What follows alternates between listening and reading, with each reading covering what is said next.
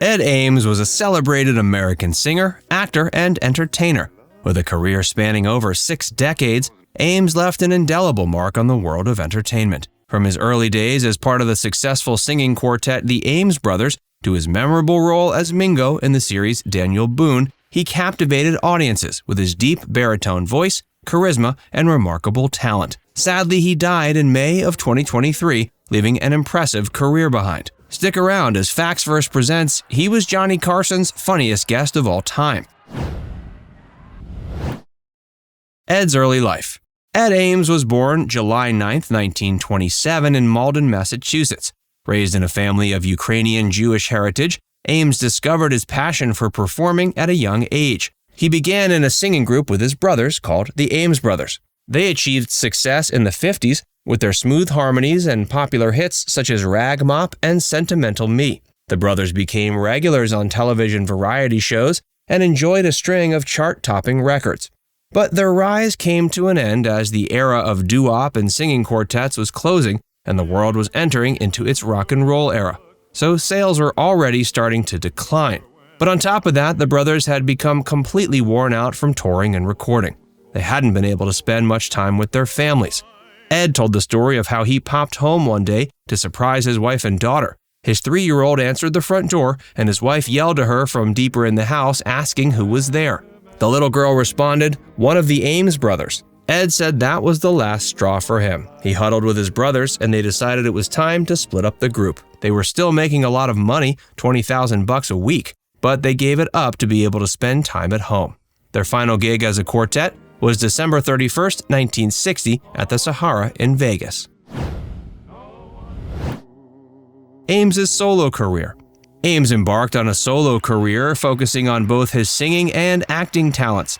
He signed a record deal with RCA Victor and released several albums showcasing his distinct baritone voice and delivering heartfelt performances. His singles, My Cup Runneth Over and Who Will Answer, became significant hits and solidified his reputation as a solo artist. But as he was getting going, he found his career as a solo singer beginning to stall out. Perhaps a lot of the people who'd been fans of the Ames Brothers weren't ready to embrace him as a solo act, or maybe it was the changing music scene. Regardless, he started losing a lot of money and nearly had to give up his house. As a last-ditch effort, he pivoted to acting. Incredibly, this turned out to be a smart move. He got a role in a stage production of The Crucible, which gave him enough money to keep paying his mortgage for a bit. It also taught him lessons about stagecraft and acting in general. He was able to parlay this role into appearances in various Broadway productions, including Carnival and The Fantastics. These helped solidify his place in the acting world and displayed his versatility as a performer. Ed's big break. The TV series Daniel Boone holds a special place in American television history, and Ed's involvement in the show added a significant layer of depth and popularity. Airing from 1964 to 70, Daniel Boone depicted the adventures of the legendary American pioneer, played by Fess Parker, as he explored the untamed frontier.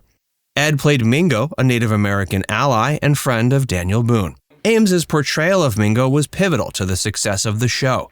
His performance brought an authentic and respectful representation of Native American culture to the small screen. Mingo was depicted as an intelligent and wise character, serving as a mediator between Boone and the Native American tribes they encountered. Ames's natural charisma and on-screen presence brought depth and nuance to the role, earning him a loyal fan base and critical acclaim. Beyond his contributions to the series, Ed's performance as Mingo became a cultural phenomenon. His character resonated with audiences, particularly young viewers, who were inspired by Mingo's intelligence, bravery, and sense of justice. Ames's portrayal highlighted the importance of diversity and understanding between different cultures, making a positive impact during a time when representation and inclusivity were still evolving concepts on television. Ames's later career. His time on Daniel Boone solidified his status as a TV star, leading to further recognition and opportunities. He became a popular guest on variety shows, talk shows, and game shows, charming audiences with his talent and warm personality. His appearances on programs like The Ed Sullivan Show and The Tonight Show, starring Johnny Carson, only added to his popularity. More on one famous moment from The Tonight Show in a minute. Furthermore, Ed Ames's impact extended beyond his role on Daniel Boone and his television appearances. He continued to pursue a successful music career, releasing albums and performing live to enthusiastic audiences. His signature song, My Cup Runneth Over, was a chart-topping hit and a classic, further solidifying his status as an entertainer. His portrayal of Mingo helped shape perceptions of Native American characters on television, and his talent and charm have left an enduring legacy. His work continues to be celebrated by fans and critics alike. Ed's appearance on The Tonight Show. One of the most memorable moments in the history of The Tonight Show occurred on an episode featuring Ed Ames. The episode was broadcast January 23, 1965, and it featured a now legendary incident that became etched in the minds of viewers for years. Ed was invited as a guest, and the plan was for him to talk to host Johnny Carson and then have a fun interactive segment. Ames, who had been performing in various musicals and had a successful singing career, was well known to audiences at the time. During the interview, Johnny engaged Ames in a conversation about his skills as a tomahawk thrower, a talent Ames had learned for his role on Daniel Boone. Ames spoke about his experience and demonstrated how to throw a tomahawk. But the first toss did not go as expected.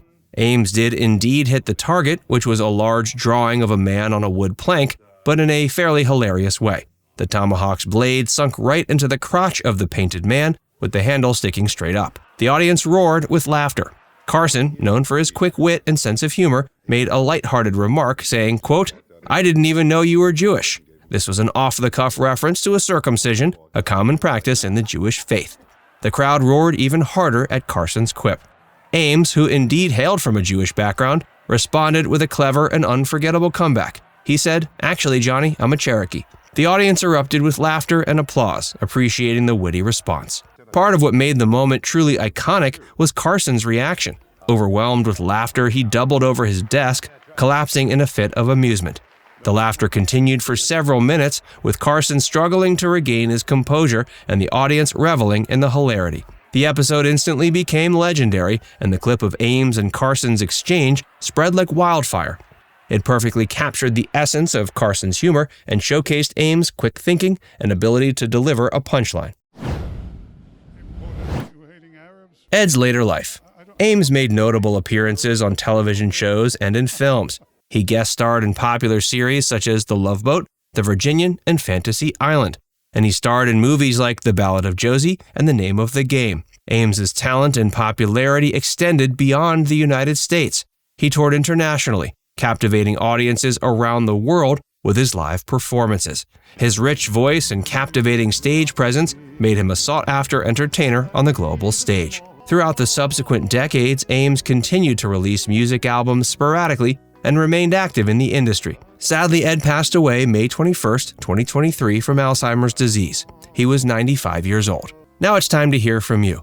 Did you know Ed Ames once inadvertently caused one of the biggest laugh and applause breaks in TV history? Let us know in the comments section below.